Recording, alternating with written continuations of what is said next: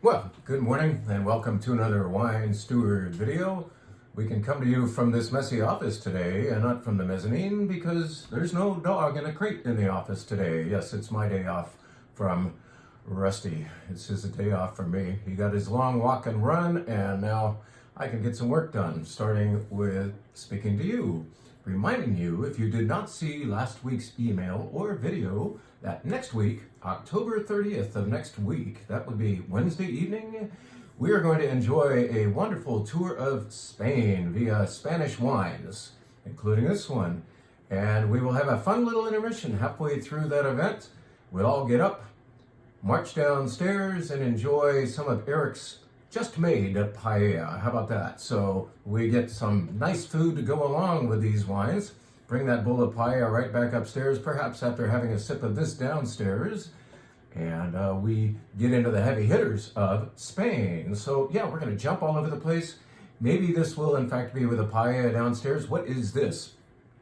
This, like any really, really good wine, which is what we try to tell you about here at the Wine Steward, any really, really good wine is evocative of a location, not just a grape variety. Yes, it does say the name of a grape on there. That would be Verdejo or Verdejo, if you want to say it a little more Spanishy. But Verdejo is not just the name of a great grape. Most of the Verdejo in the world actually grows in one location called Rueda, which is about a 45 minutes drive north and a little bit west of Madrid, if you will.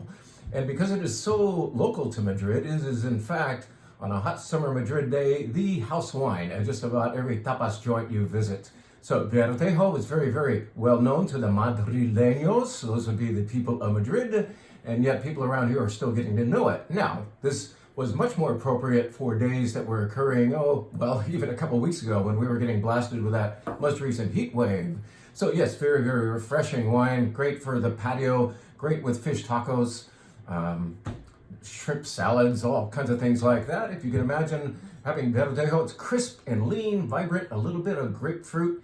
It's a little like Sauvignon Blanc, but not as herbal necessarily. It's a little more like a Gascon Blanc, but you're probably saying, what the hell is a Gascon Blanc? Well, that would be white wine from Gascony, France. But let's talk about Verdejo a little more, shall we? This has a big brother. This Nicia Verdejo, which is very nice and affordable and very understandable, and will be great with that paella, I'll bet. It has a big brother that is a little more voluptuous and a little more toward, let's say, white Burgundy. Now, I used to think that when you applied Verdejo to oak, or the other way around, when you put Verdejo into a French oak barrel, you're doing Verdejo an injustice. I always thought Verdejo didn't really need the wood environment.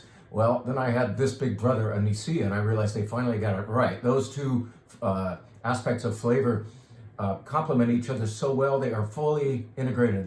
They are meshed. Instead of the fruit being here and the oak over here, it's one beautiful, voluptuous version of Verdejo. And we are going to, in fact, enjoy that higher end version at this tasting as well. All I've talked about, of course, is white wine, but we will, in fact, visit Priorat or Priorato for beautiful red wine. We will go to Rioja not once, but twice. We will go to Ribera del Duero for Tempranillo as well. Rioja, of course, Tempranillo. We might just go to Toro. So we could have this little Tempranillo sideshow as displayed by the places of Rioja and Ribera del Duero and Toro. Those are all great Tempranillo places of Spain.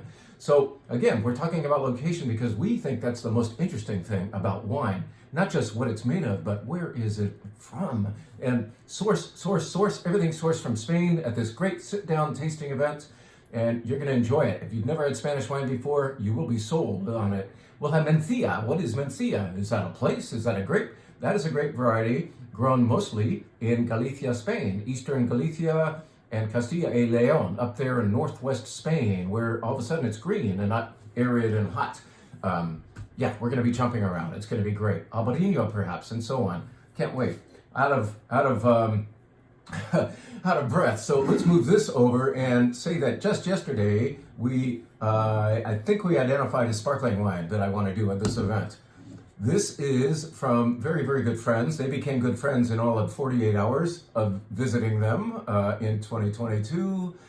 This is from Ramon and Gonzalo, and those two, nephew and uncle, make a beautiful sparkling wine. Of course, they are in Rioja, and therefore they make fantastic red wine. But what people don't see as often is bubbly from Rioja. Perhaps the best known sparkling wine of Spain is what, class? Cava, right?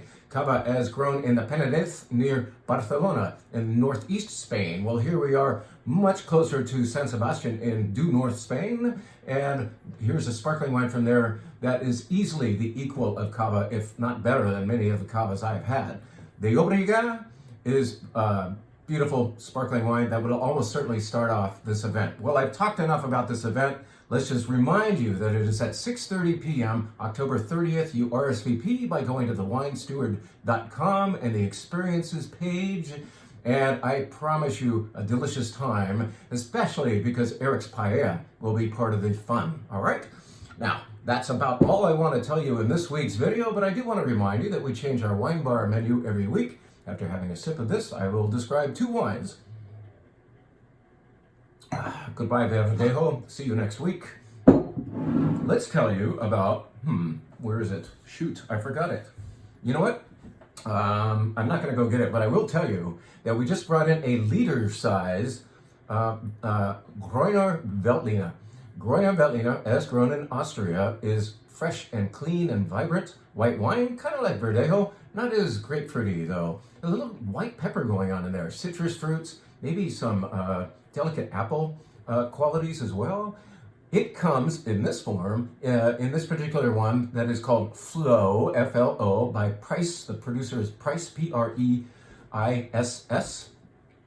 It's great Grüner Veltliner, and it's inexpensive. It's well under $20 a bottle, and that bottle is a liter size bottle, not a 750 milliliter. I wish I had it in front of you, and I don't. So let's just say that you'll want to taste this wine, which is part of the white wine flight, and you want to march downstairs and acquire some because it is very good, and because you get an extra glass of wine out of that liter size bottle. Really nice value from Austria. All right, this bottle I can access and put in front of you to say, at last, this is a wine that is in the red wine flight. You can also acquire a glass of it if you'd like.